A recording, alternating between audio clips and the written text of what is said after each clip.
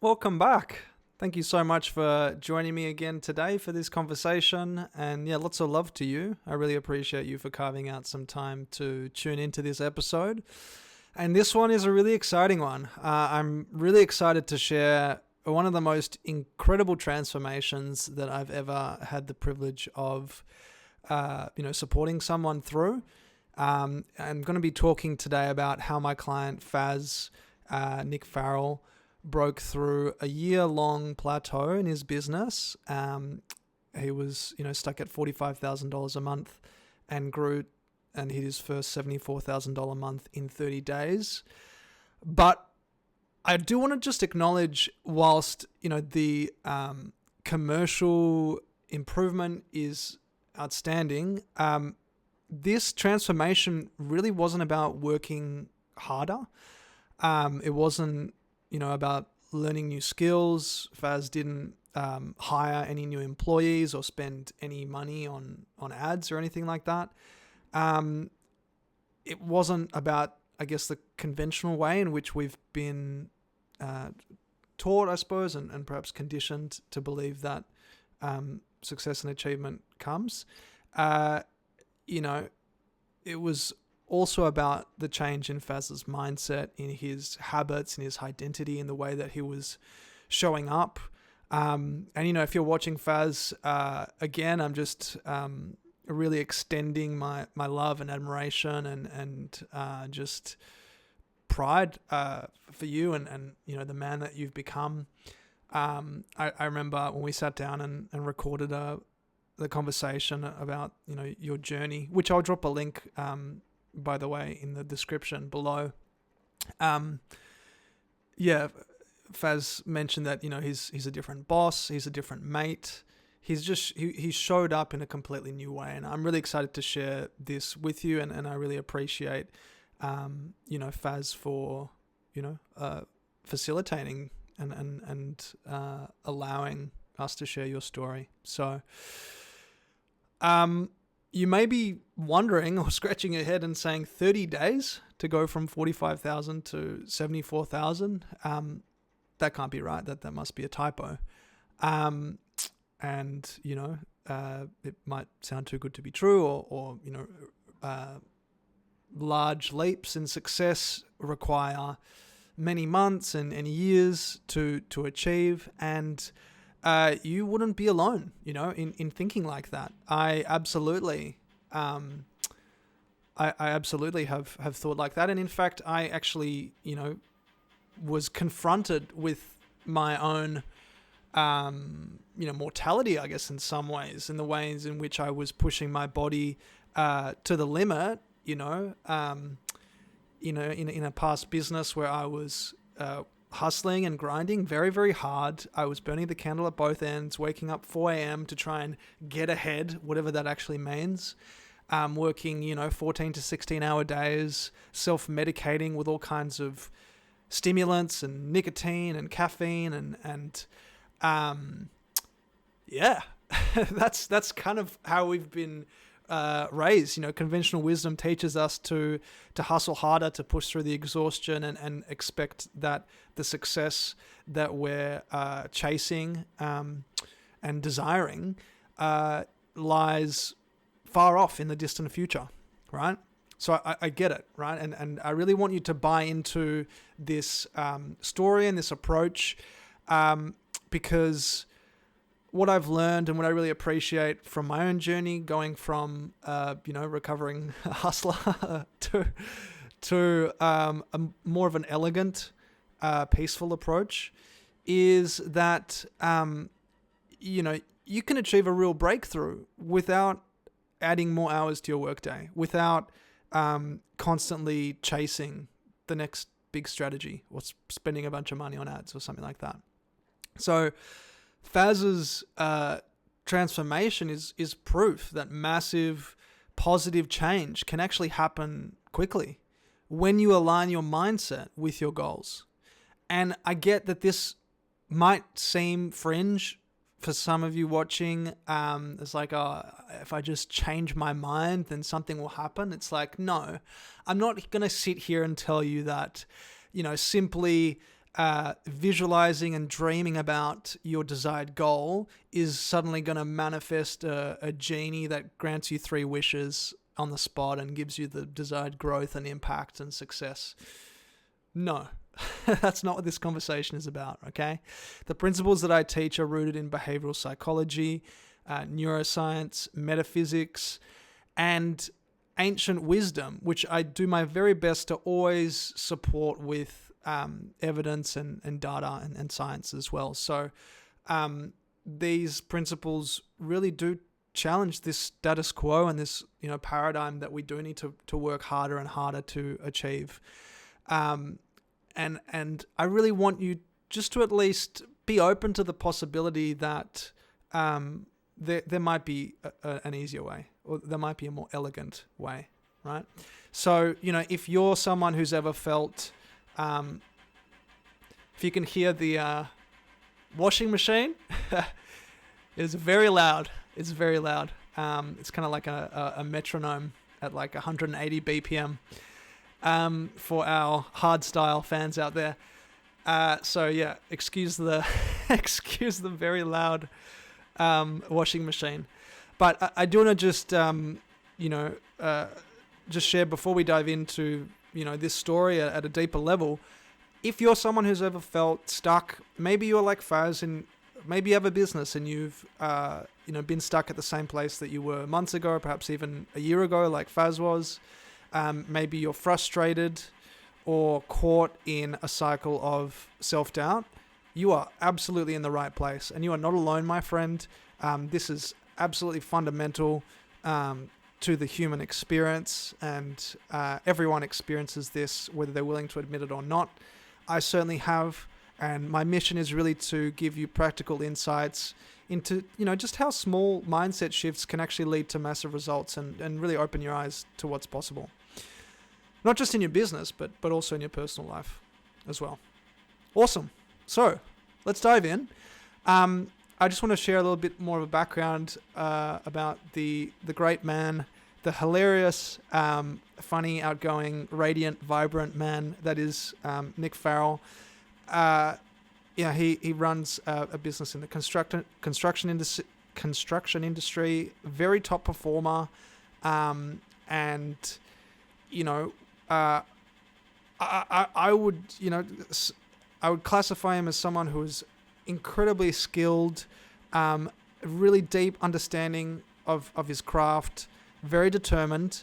Like I mentioned before, he was stuck at $45,000 a month for 12 months, which, hearing this, you might be like, hey, that's not a bad place to be stuck at, Dave.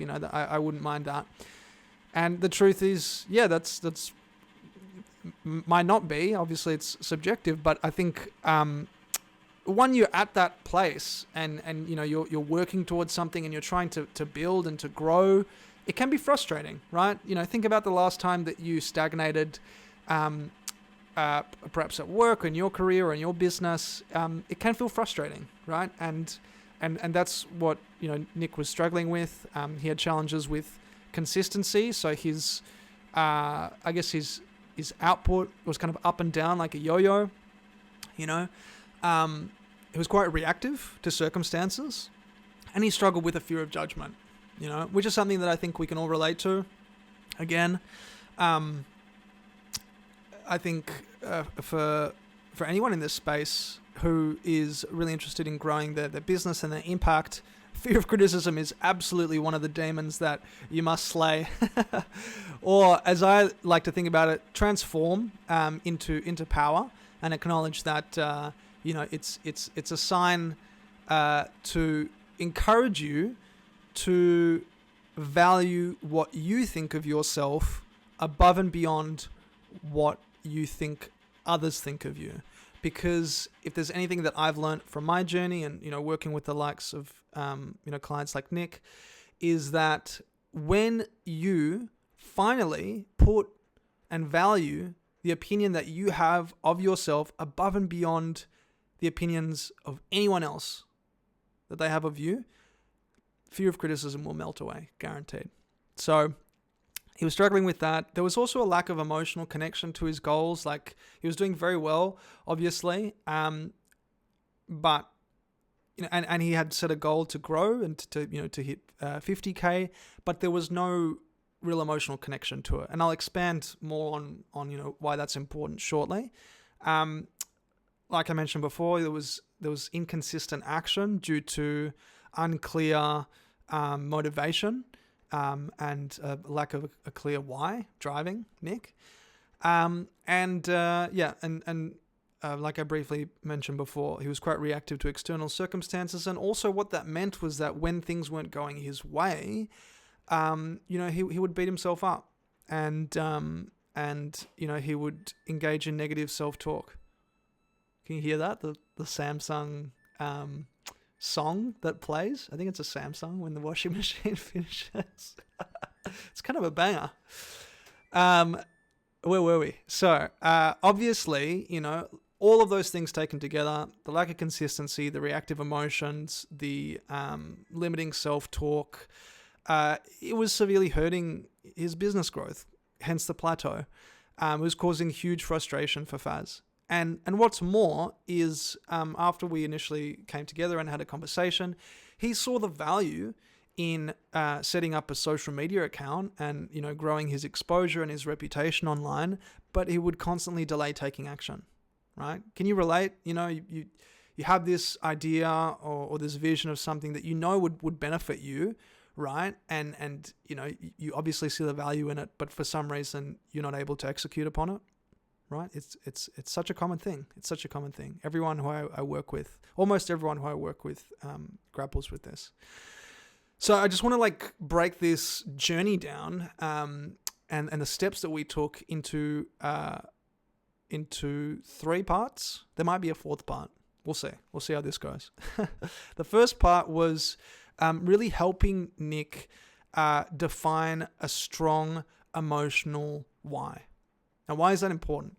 Because like I mentioned before, Faz had a goal of breaking through this plateau and hitting 50K a month, but there was no emotional attachment to that goal. It was just a figure. It was just like a monetary value, right? And so what that meant was that when things got hard or when shit would hit the fan, pardon my French, or he was having excuse me, when he was having challenges with employees or operations, whatever it was, he had no clear reason to keep going. There was a deep inspiring purpose and why driving him forward. So as a result, he would, fall back into old habits. He'd fall off track. It would, interfere with his productivity and output and performance, right? So I took him through my process of uncovering and defining a strong emotional why. That's what I call it. A strong why. A strong why is one that has a strong emotional charge to it. Let me give you an example.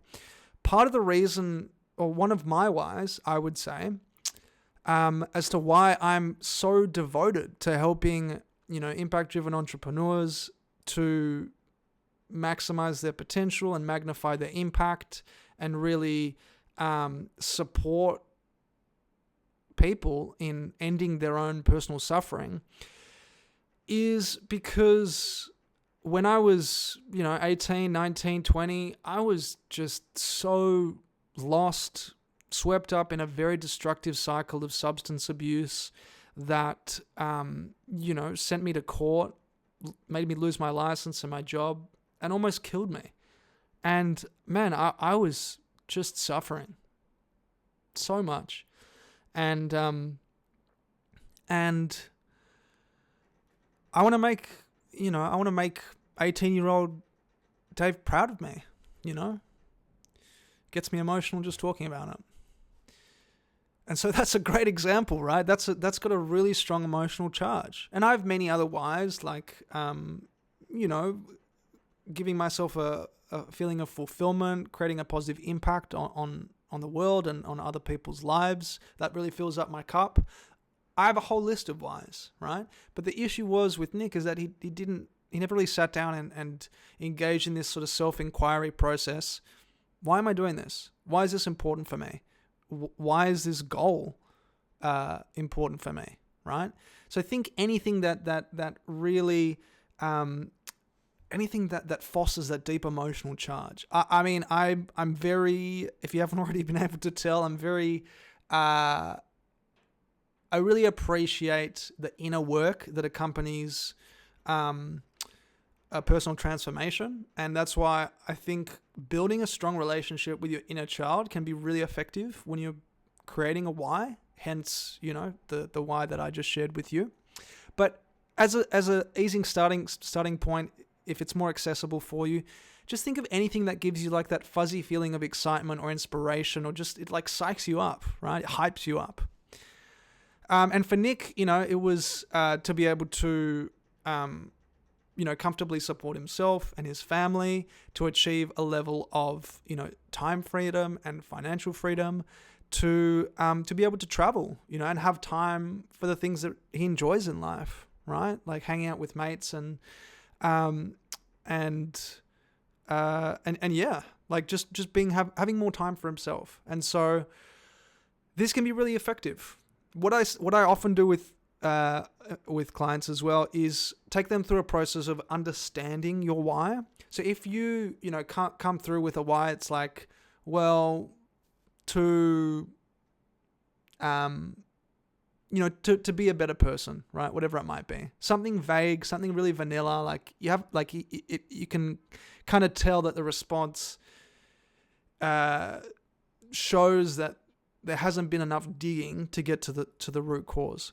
So if you're finding it hard to to find a why that is a strong emotional why, what I'd encourage you to do is go through the process that I share, which is called understanding your why. And it's very simple. It's asking yourself, why is this important to me? 5 times, right? Very straightforward, okay? I now do this with every client because I think it's so powerful, and it really helps you get to the core of what's driving you. And hey, I did this with a client last week, and she actually started crying and started tearing up because, like the why that I shared, it really made her feel a sense of love for her inner child, and to redeem that part of herself and that version of herself. So a really great thing that you can do, a really great framework that you can use, is to start with your goal, right? In this case, for Nick, it was to hit $50,000, and then ask yourself, well, why is this important to me? So our business can grow. Okay, but why is this important to me? Oh, well, so I can help put food on the table for my employees. Okay, well then why is that important for me? Well, because I really draw a sense of fulfillment from helping people feel secure and supported. Okay, but why is that important for me? Well, I remember when I wasn't secure and I didn't feel supported, and it really sucked. Why is that important for me? Because I don't want anyone to ever have to feel like that again. Do you notice the process? You can get, if you really treat this with integrity and honesty and love and curiosity, you really start to find that emotional charge, and it becomes a very powerful driving force. So, I spent a bit of time on that one. I think it's a really important process to go through, and I don't want to hold anything back, right? Like there's a lot of people in the marketplace that are very kind of cagey about sharing things, and I want to be very transparent and share with you the entire process that I take clients through, and in this case I took Faz through, so that you can actually gain some practical insights to apply into your own business and life. Okay, so what that process did for Nick is it actually gave him a really deep sense of inspiration, and it sparked creative thinking. It's a very subtle shift, right? The exercise, may not take you longer than 30 minutes max, I would say. But what it did was it allowed Faz to become emotionally attached to his goal, and then consistency became effortless. This is what happens when you have a really important why. This isn't just like fluff, right? Just have a look at Simon Sinek's work. And, it's at this point that I'll share a really great quote by him, which is, when we know why we do what we do, everything falls into place. When we don't, we have to push things into place, right? Simon Sinek, I see him as one of the greatest thinkers of our time, greatest leaders of our time, and he's absolutely right. Everything does fall into place when you have a why. You don't have to push. You don't have to effort. You don't have to hustle to try and be disciplined, to try and, to be consistent. There's a Samsung again. And what that meant for Nick is consistency truly became effortless for him. He felt lighter. He felt more inspired, and ideas seemed to come to him, right? That was a really great way to start this journey for him. Now, the second piece was building an empowering self-image, right? This is the second pillar in our proprietary methodology. I break this down in my previous video called How to Use Your Mind to Get What You Want and Create Impact in 2025. Again, I'll drop the link below because I actually walk through our entire methodology in very great detail with the supporting science and the research and the principles that underpin it. So I highly recommend you check that out. Building an empowering self-image. So what's a self-image? All right, let's start with that. And I'm just going to go over that at a high level because that video does break it down very well. But a self-image is the image that you have of yourself, which is held in your subconscious mind. So you're not actually conscious of it, right? What I mean by that is there are two images that we project. One is the one that we share with the world, right? The physical image. And then there's an image that you have, right? How you see yourself, how you feel about yourself, right? If you're someone who, like Faz, struggled with consistency and when things were going well, he'd be doing very well, but things were going poorly. He would take his foot off the gas and beat himself up. Then you might have a self-image where you see yourself as someone who's very reactive, right? Who is very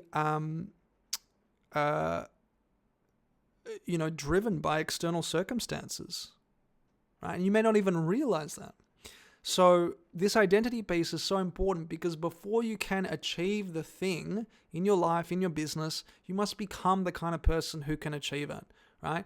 This is so important. I really want you to pay close attention here because I think this is where a lot of people trip up in the personal development journey and industry, and certainly where I tripped up as well, thinking that if I just sit down and visualize the kind of person that I want to become, again, the genie, it's going to pop up, it's going to, change my life.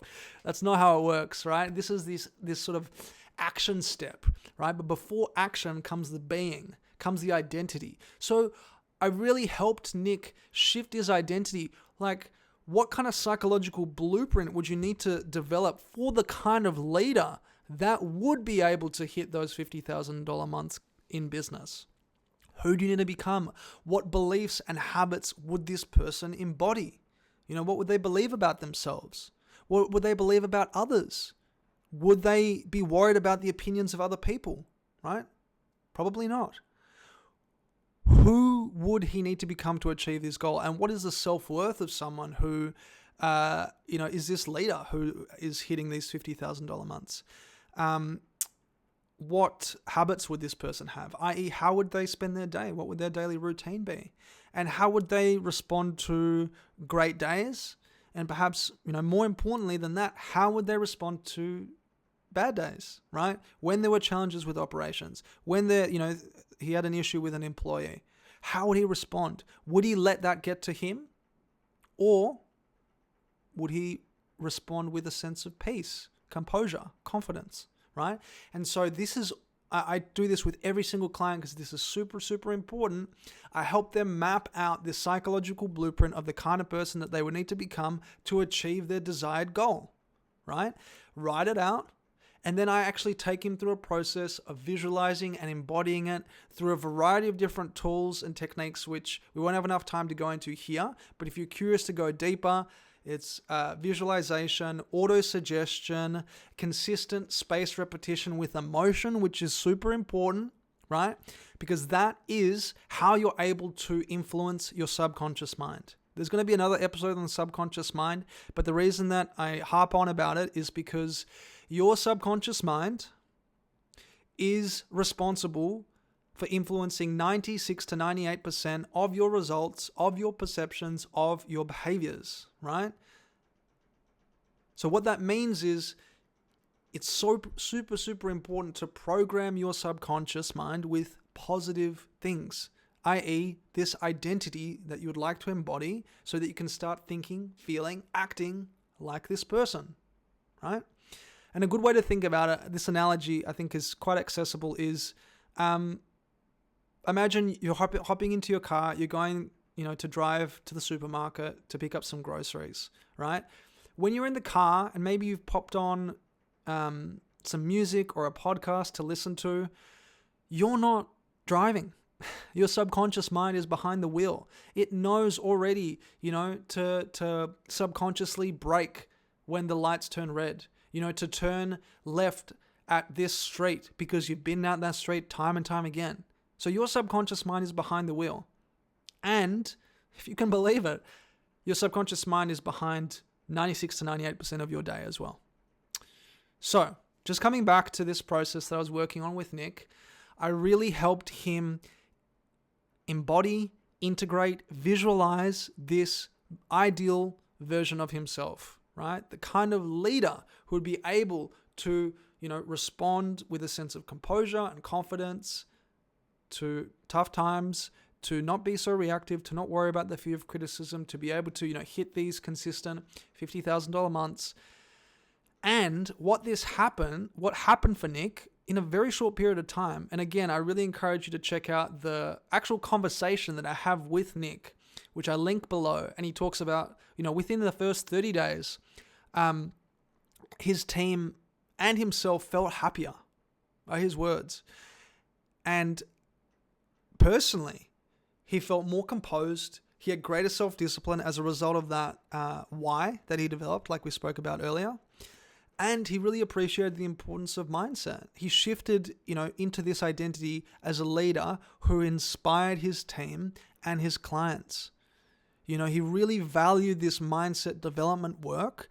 And what that meant was that he, took actions more so from a place of empathy and care for his colleagues and his customers, right? And I just want to flag something here because Nick's transformation is so profound, right? Not just financially, but just in the way that he was showing up, in his character, in his disposition. Not giving an F what people think about him, being free from the fears of criticism and being practicing like this sense of composure and non-reactivity and equanimity. I mean, that's super profound to be able to start noticing these qualities emerge in such a short period of time. Now, I bring this up because most people who do this mindset work, they do it, for a few days, maybe a couple of weeks, and then they don't see the results straight away and they stop, right? This is a practice. This is a habit. This is a ritual, just like brushing your teeth, right? And that's why, I integrate this into my lifestyle. I encourage strongly, I encourage all my clients strongly to integrate it into their lifestyle. It doesn't take hours. In fact, it can save you hours. That's what's so beautiful about it, because you become a different person. But it requires commitment, right? Which is where the accountability piece comes in. That's the step 4, actually, that I'll add after this next step, which is step 3. replacing limiting beliefs with positive, empowering beliefs.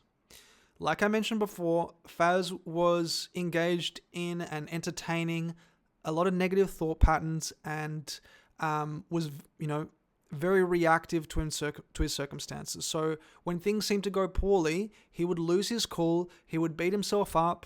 He would feel very frustrated, right? And there's no judgment here, right? Because I've struggled with this on a very deep level. I actually used to lash out at myself and even others when I would get frustrated. I actually would say that I had a really, bad anger problem. Thankfully, I've developed a greater level of emotional maturity. But it's so true. For most of us, we are our own biggest critics.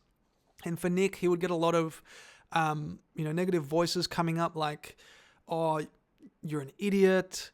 God, you're so stupid. Why did you do this? I wonder what they're thinking about me." And again, like, you're not alone, Faz. I think we all, in fact, I know we all go through this. On average, we experience 60 to 70,000 thoughts a day.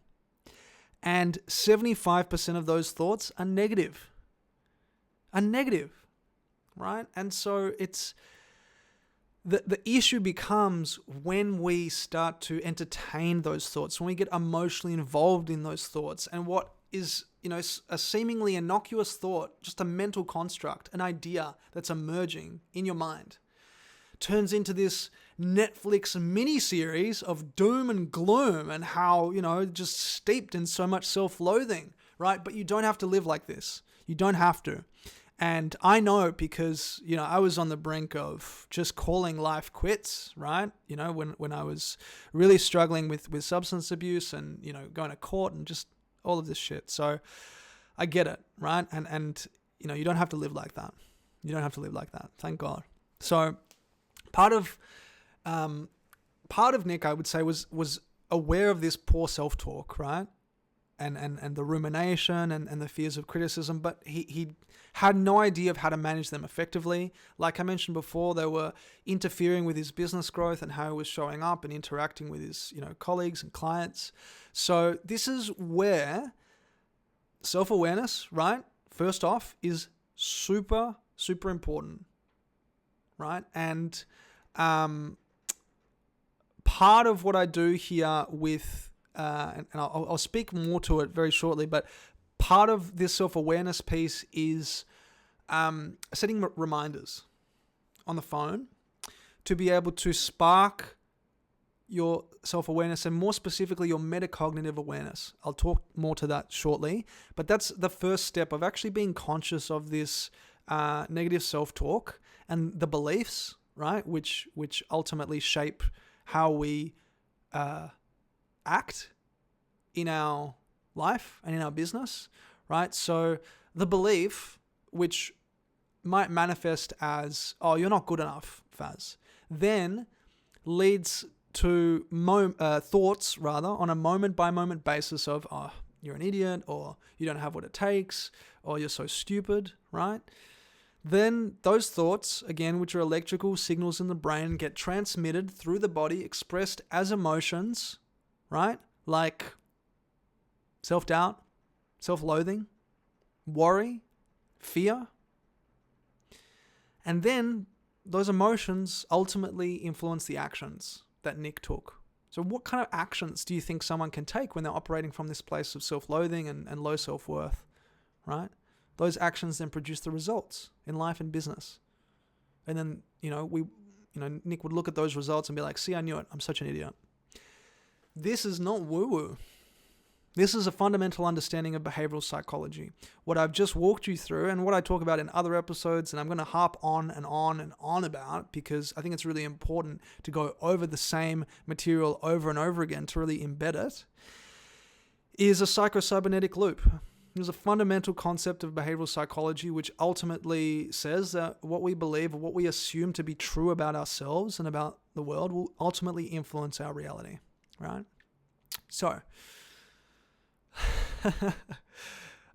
I can go off track, because I'm really passionate about this. So thanks for sticking with me, because I'm going to bring it back to Nick's story. The first step, like I said, is building the self-awareness and then reprogramming and rewiring Faz's subconscious mind through the technology of affirmations and mantras, okay? Or mantras. Now, affirmations and mantras and the way that I approach them, especially in the way that I approach them with Nick, is really helping frame the situation and frame Nick and his identity in a way in which it would like it to be, right? So I asked Nick, okay, well, you notice, or you just told me that, you're very reactive to stuff when shit hits the fan, and, you might beat yourself up and get really frustrated. It affects you at work, and, you take it with you at home, and it's unpleasant. So, all right, so how would you like to see the situation? Like, how would you like to be showing up in those moments when things don't go your way? How would you like to be responding? How would you like to feel about yourself? Faz said, well, I'd like to be level-headed. I don't want shit to fuck with me. I think were his words. Fuck, I love you, Faz. So, and so then we frame the affirmation in the first person tense and designed to invoke the kind of emotions that you would feel in those moments as this new version of yourself. So let me break that down for you. An example of an affirmation that we used was, I'm so happy and grateful now that I stay level-headed and I don't let my circumstances fuck with me, right? It could be something as simple as that. And I really like I'm so happy and grateful. This is taking inspiration from Bob Proctor.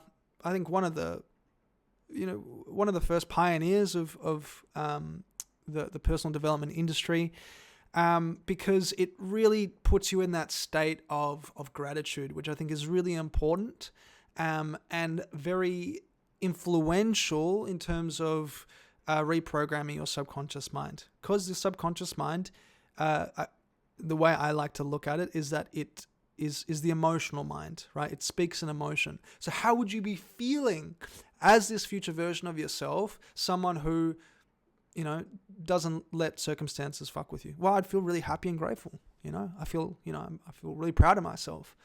I feel really confident, right? And in addition to that, I would actually help Nick take a step back from the situation when things might not go well, when someone would rock up late to work or whatever it might be, and pause and ask himself, well, all right, what's my lesson here? What is this situation trying to teach me, right? And I can't find that for you. You have to find that for yourself. But that's why it's so empowering. What's my lesson here? And what's the good that I can find in this situation? Because in every situation that you're dealt with in life, there absolutely is a kernel of good. There absolutely is some positive facet, because I believe every situation, every quote-unquote problem that we experience in life is setting us up for something even greater, even more fulfilling and powerful and special. So those are a couple questions that I helped Nick implement in those moments when he was feeling really tested by the universe. And a quote that really stood out to him from Shakespeare was, nothing is good or bad, but my thinking which makes it so. It's from Hamlet. So what happened was that every time something perceived... I'm chilling with some lightly sparkling water, so it's getting some gas. It's good stuff, though, with a hint of lime. Every time something perceived negative would happen, and notice the language here, right? Perceived negative, because nothing that, happens around us or to us or for us has any inbuilt meaning into it. If we really want to get technical, and taking great just a nod of respect to the great man that's Morpheus from The Matrix. He says if what is real, I'm gonna butcher this quote. It's something along the lines of if what you believe is real, Neo, it's just how does it go? Anyways, it's something along the lines of what is real is simply just electrical signals interpreted by your brain. Okay? Sorry, Morpheus, I really butchered that one. But in any case, that's a really great way to think about things, right? Because stuff happens around us, right? Fundamentally, everything is energy, which gets interpreted through our 5 senses, right? Notice that they're senses, they sense the energetic shifts, someone saying something that we don't particularly like, watching something on TV that kind of triggers us, right? These are fundamental expressions of energy that get interpreted by our brain, right? Those electrical signals get interpreted by our brain and really is affirmed by this quote from Shakespeare that nothing is good or bad. It's just my thinking which makes it so. So it's just your perception of events that influences how you feel. So Nick's perception was that stuff was just happening to him and the world was out to get him and that, nothing was going his way and that's a bad thing.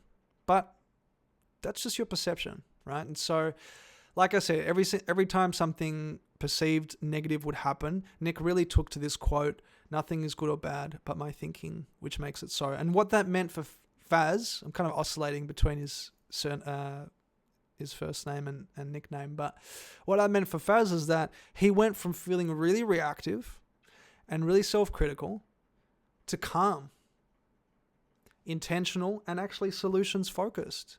And that made a world of difference. I have to stress this point as well. Like, just because you do the mindset work doesn't necessarily mean that, you're suddenly enlightened and you don't experience any challenges or problems. No.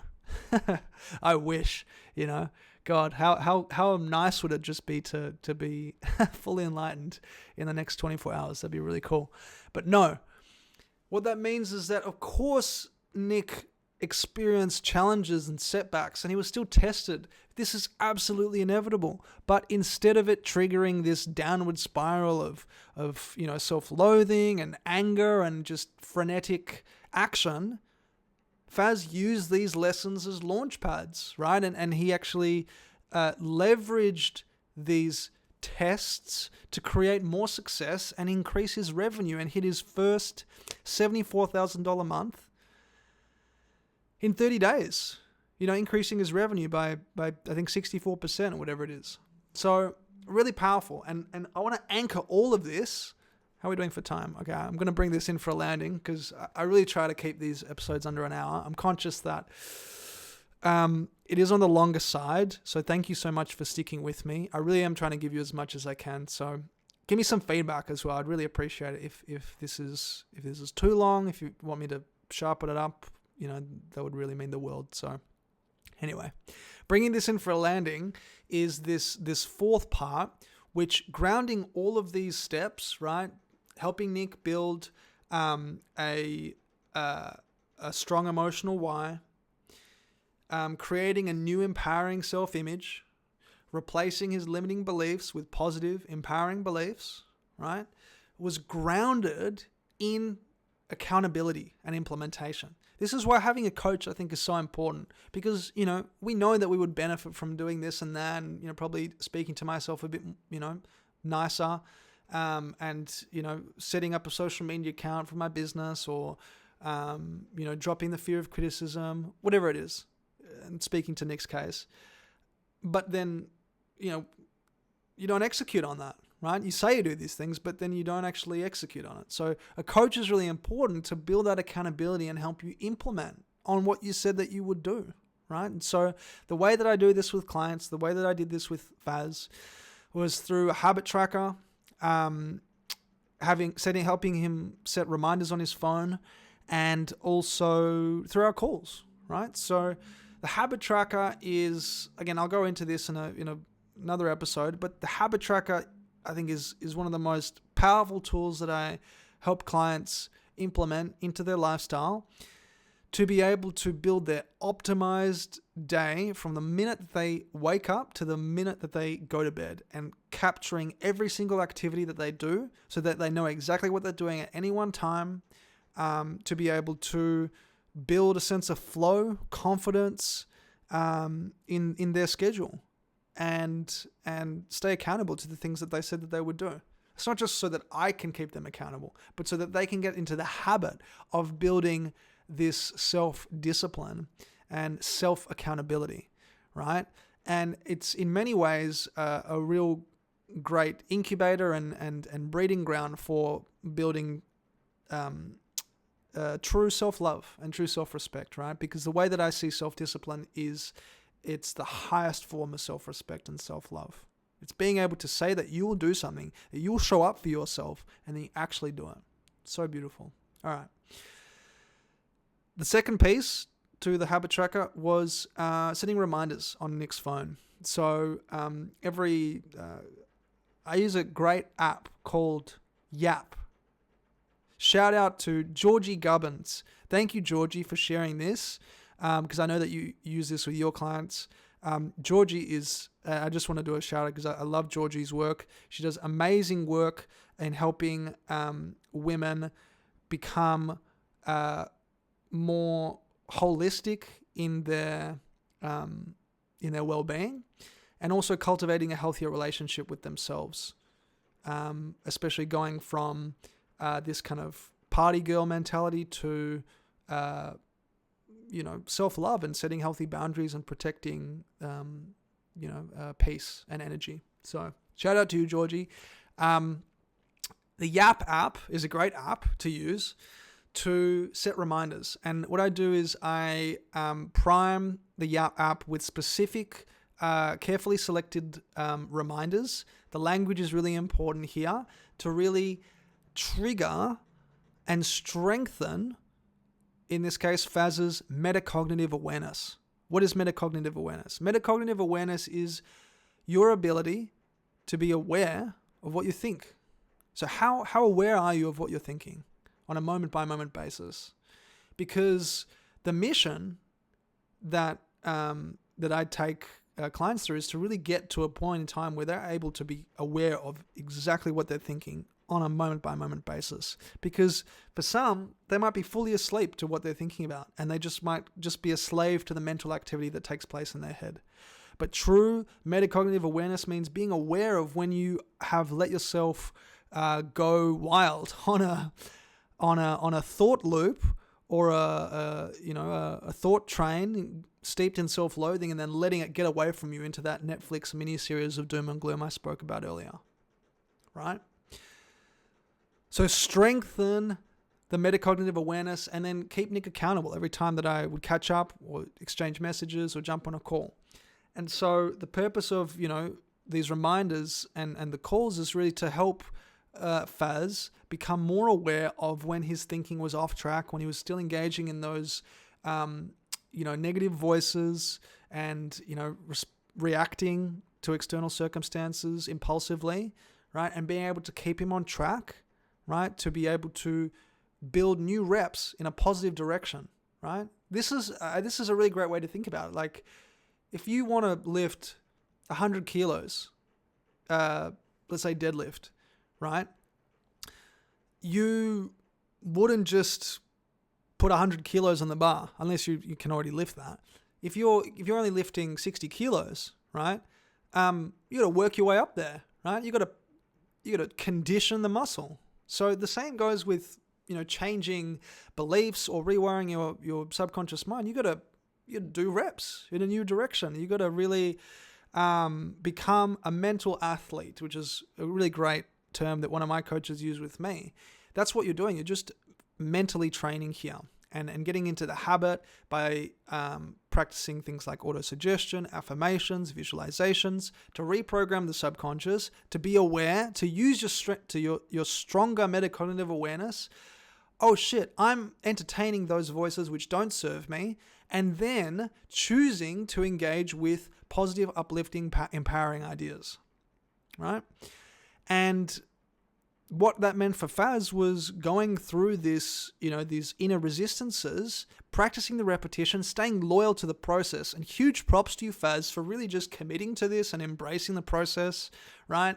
And really owning it. Because what that meant was it helped him build a winning identity.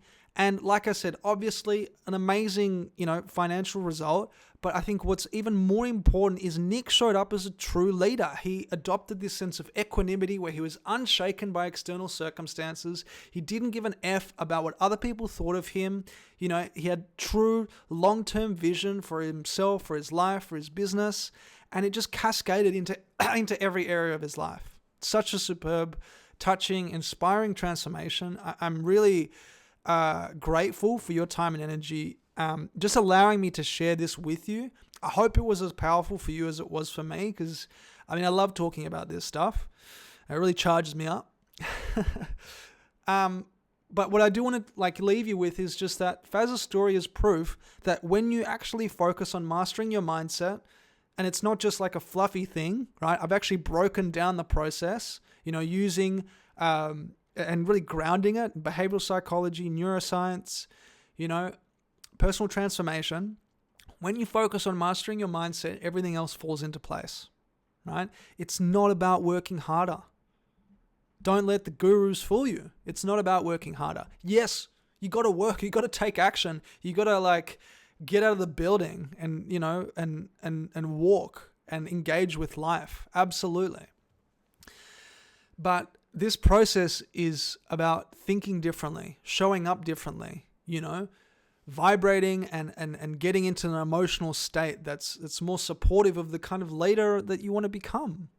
It's committing to this person that your goals require and staying loyal, to quote Neville Goddard, to this change, because it takes time, right? I hope, that Nick's transformation gives you hope and inspiration that it can happen quickly. Now, it might not happen for you in 30 days like it did for Nick, but it can happen faster than you think. As long as you remain loyal to it, as long as you adopt this as a practice and a ritual, because, Faz's success didn't just come from a secret strategy. It truly came from this fundamental transformation in his mindset, from building the emotional resilience, the equanimity, the non-attachment required to become the leader that his business needed. And so, if you're ready to make that same transformation, if, you've had it with the self-doubt and the loathing and the fears of criticism or the fears of failure or the fears of success and what, that might mean for you and the responsibilities that come with it, I am going to open up 4 private mentorship spots this month. They will fill fast. So if you're actually ready to step into this new aligned, empowered version of yourself, I'll drop a link in the description and you can apply. I'm really excited to meet you. I'm really grateful that, you spent this time with me, and I, really encourage you to drop a comment and ask a question. I'd love to hear from you. What resonated with you? What did you take away from this episode? And if you know someone who might be struggling in their business or in life, or, who might benefit from these principles, if you or someone who might be engaging in those unproductive patterns of thinking and behavior, please share it with them. This would a great opportunity to share the gift of transformation with someone and really help them improve and become a better, more peaceful, fulfilled version of themselves. That would really mean a lot. So, okay, please subscribe as well if you haven't already. I'm really getting into the habit of uploading more videos like these. At this stage, every couple of weeks. I'd like to get to 1 week in the future, every week. And yeah, until next time, please continue to look after yourself, to be kind to yourself, to be loving to yourself, right? I hope this, story shows you that the way that you think and the way that you feel about yourself matters so much more than you think. and your life truly depends on it, right? And I hope my story can be proof of that. Your life truly does depend on it. Sending lots of love to you, and I'll speak to you very soon. See ya.